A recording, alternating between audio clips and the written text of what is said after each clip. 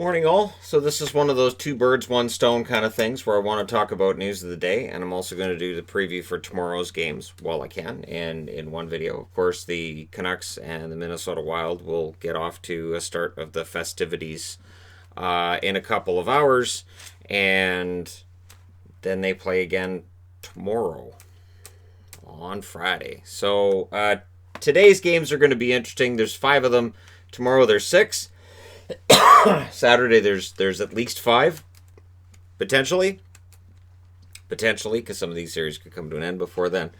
And then on Sunday there's potentially 6, potentially. And then there's news of the day on this side of the board. All right, you guys all set? All right, let's start things off. At noon Eastern tomorrow, so 9 o'clock in the morning Pacific, the Islanders and the Florida Panthers will have Game 4. Game 5 will be on Sunday. So they have the one day off in between each game. And honestly, I love this. I miss this so much. I've never been a huge fan of, and I understand, the extra day off where you'll have, series where there's 2 days off and they've got it for, broadcast reasons. They want this one on a Saturday. And it just drags the playoffs out further and further and further. So I'm very happy to see a compressed schedule. I understand that it's hard on the players. I understand that, especially after the long layoff, this is tough. But this Islanders Florida series is a good example of why the squashed schedule. I think it works for Florida. So Florida just has the one day off before they play again tomorrow morning. And they've shown that they can skate with the Islanders. Now they have to show they can do it twice. They have to show that they can play the Islanders game while not getting out of their own. And Bobrovsky just needs to continue to play as well as he has the first 3 games. He's been good. Not necessarily fantastic. Yesterday he was better, I thought, than in the first 2 games. And now it's up to the Florida Panthers to just keep doing what they're doing. And for the Islanders, they got to rediscover what they did in the first 2 games and just get back to more of that. And I thought they played well yesterday, too. It was just Florida. Likely understood that it was all over if they didn't win yesterday, and come out and play just that little bit harder. And then if there's a Game 5 needed, that will be on Sunday. So they'll have one day off in between between Friday and Sunday game, which is the Saturday they have off. And it'll be interesting to see what happens then. So, all right. Next up, Nashville and Arizona. Game 4 will be tomorrow, and Game 5 will be on Sunday for them as well. Theirs starts at 2:30 p.m. Eastern, 11:30 a.m. Pacific, which is the same time they've had, I think, for every game so far in their series. So at least they have a set schedule. Arizona could end it tomorrow. And if they do, then Nashville goes into the draft lottery, and there's going to be some really good teams in the draft lottery. I'm just throwing out there's going to be some really good teams in that draft lottery. And some real big surprises going through to the next round. We're guaranteed to have at least one really good team out, I would think. At least one. Right now we only have one team that's been eliminated that's outside the bubble, and they're probably just waiting around outside like, anybody else coming out?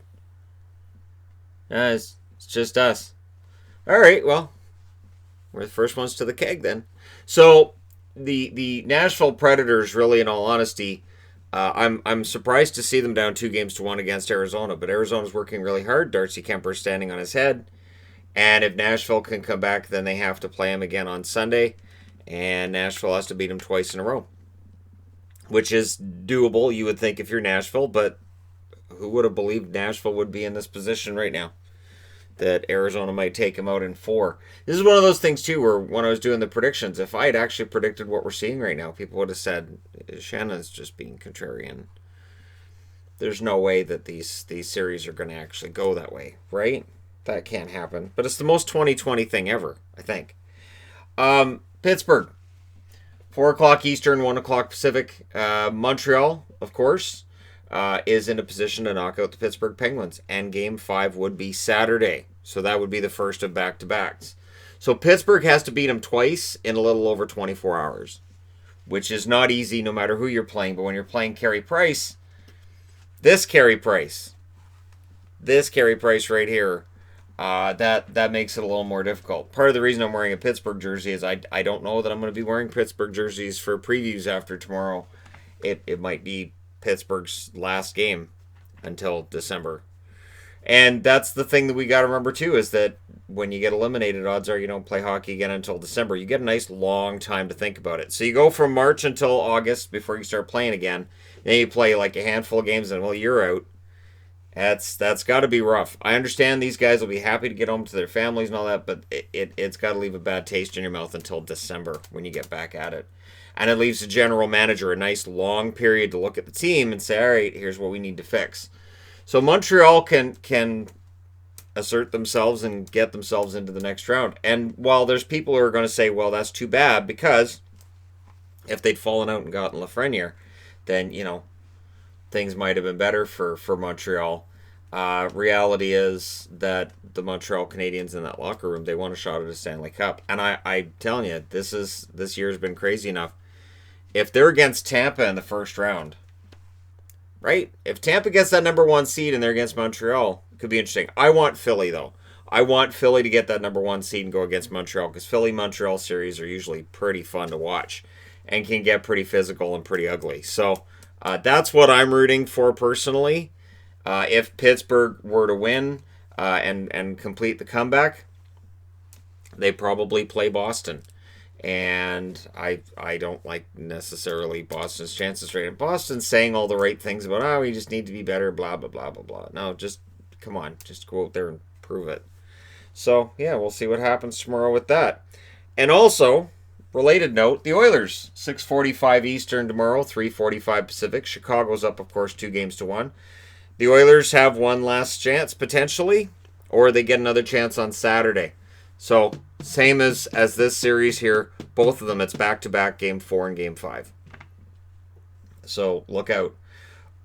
If the Oilers can win Game 4, it would set up a barn burner in Game 5 on Saturday.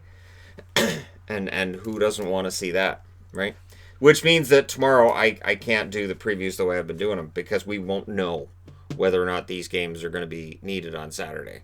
So it's going to be all pure speculation, and I'll probably have to do a preview late after those games are done, which means that since that's...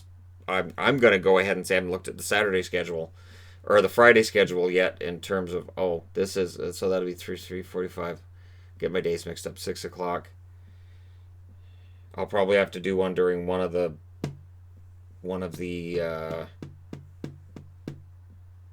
in between periods during one of these games. I'm going to have to do a preview as well.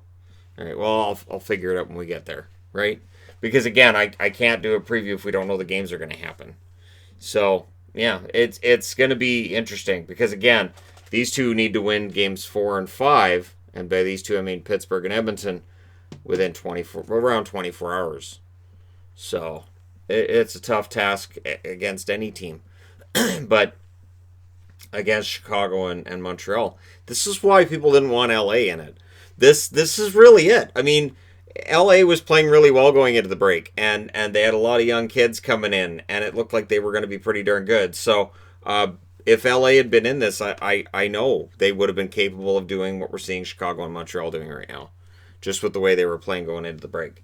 So yeah, we'll see how this... I'm fascinated by all this. I think this is great. I do enjoy chaos. I do.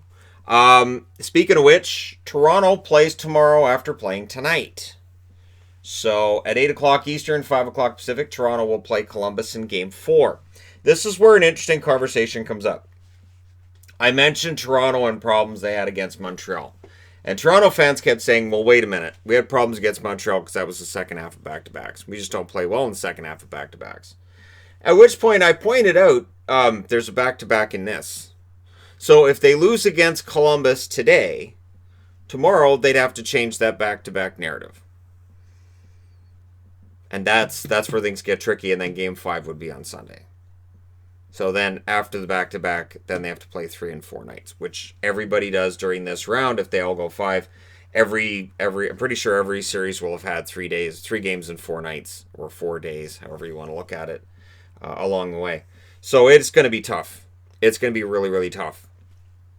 Toronto has to win a game against the bruising Blue Jackets today, because if they lose, then they're going into that back-to-back situation, which Leaf fans themselves have said the Leafs struggle with back-to-backs. So that's going to be interesting because Columbus has last change. They asked Jonathan Taves after last night's game whether or not he felt last change makes a difference. He said he felt it makes a little bit of a difference.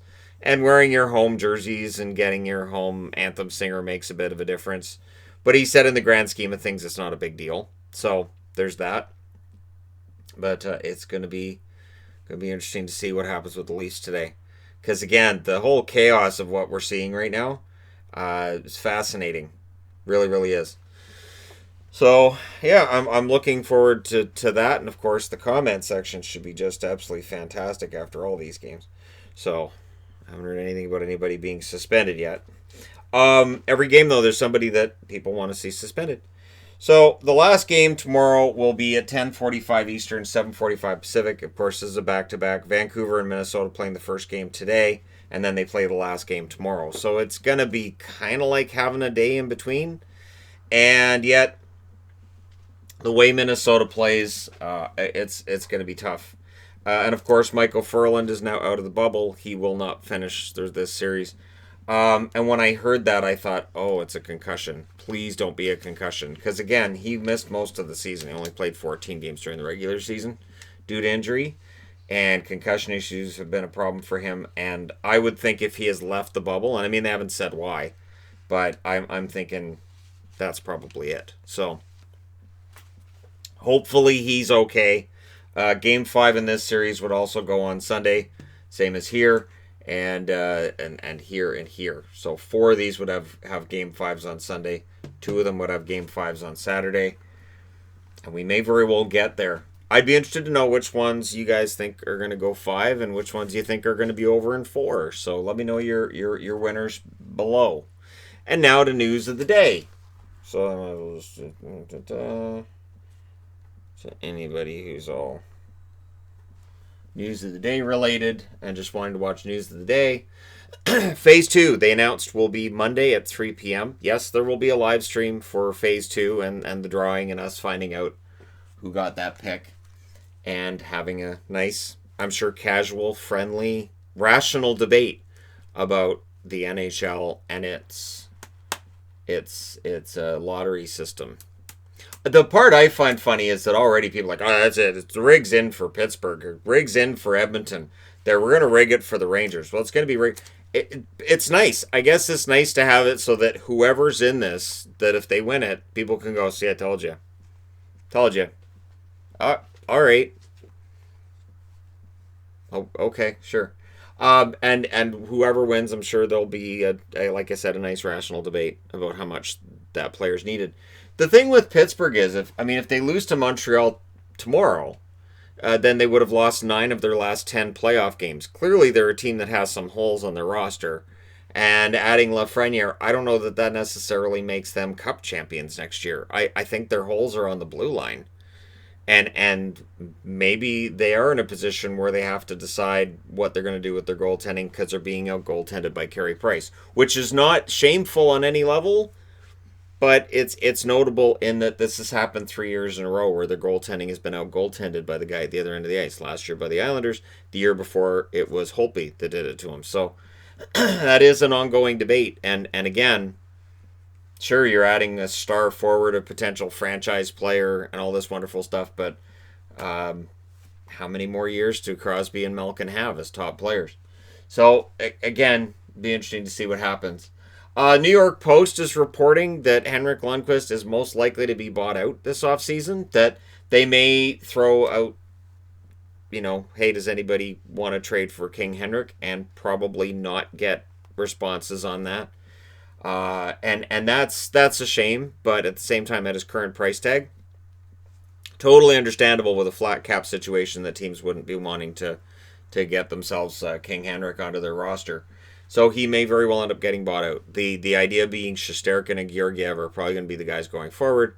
And if he wants to continue his career, it's probably going to be somewhere else, which would be bizarre. He does have a no movement clause. He can't get moved unless he says it's okay. It's very rare that a player goes, nah, I'm going to stay here. I don't care if you want me or not. Very, very rare indeed. So I will be interested to see what happens with Henrik. If you're a Sharks fan, I haven't mentioned the Sharks on this channel in a while, have I? I sure haven't. Tomas Hertl has resumed skating, so he should be good to go in time for next season, which is scheduled to start in December, of course. And yeah, Hertl, one of the many walking wounded for San Jose, which Sharks fans can claim, and that's fine. That injuries definitely impacted their ability to make the postseason. I'm not going to argue that it didn't. And Hertl's definitely a key top six forward for them. So here's to hoping that he is ready to go for next season. The fact he's skating is good news. The Capitals, of course, Lars Eller has left the bubble for the birth of his baby, and then there's the debate about what's going to happen when he gets back. How long does he have to quarantine? It's a question with Muzzin. Muzzin goes back into the bubble after going to the hospital, and now he has to be quarantined for, I think they're saying 4 days, and he's got to pass tests and all this other stuff. And so we'll see with Lars Eller how long he has to quarantine when he gets back. But I believe it was Travis Boyd that I saw is replacing him in the lineup for the Capitals. I think they'll be okay. I think they'll be just fine. So yeah, congratulations to him on the impending birth of his second child. Speaking of players coming back into the bubble, Lindblom has stated that he will be in the bubble tomorrow. So his plan is to be in Toronto on Friday, and then it's a matter of how long he has to quarantine before he can join his teammates. Odds are he's getting tested daily wherever he is anyways.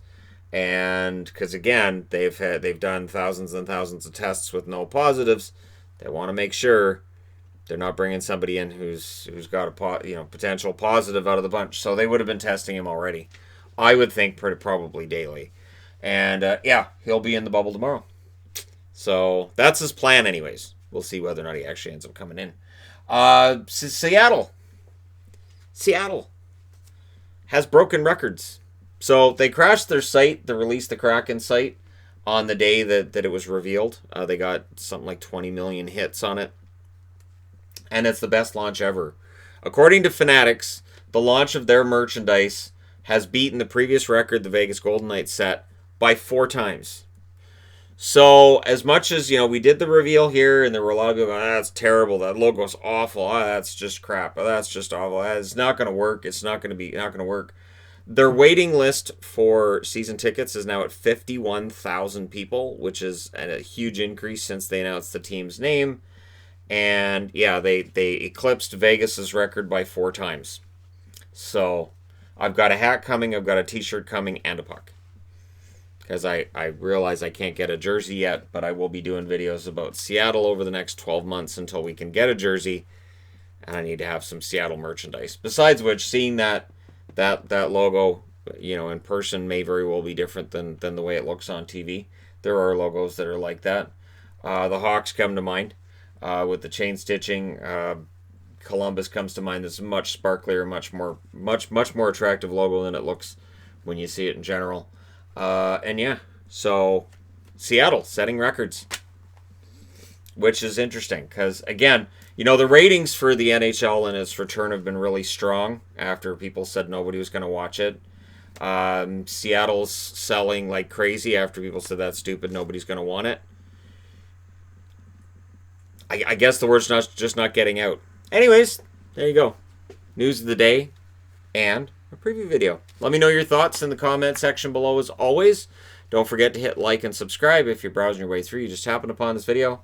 Thank you guys so much for watching, for all your support. I will talk to you again soon.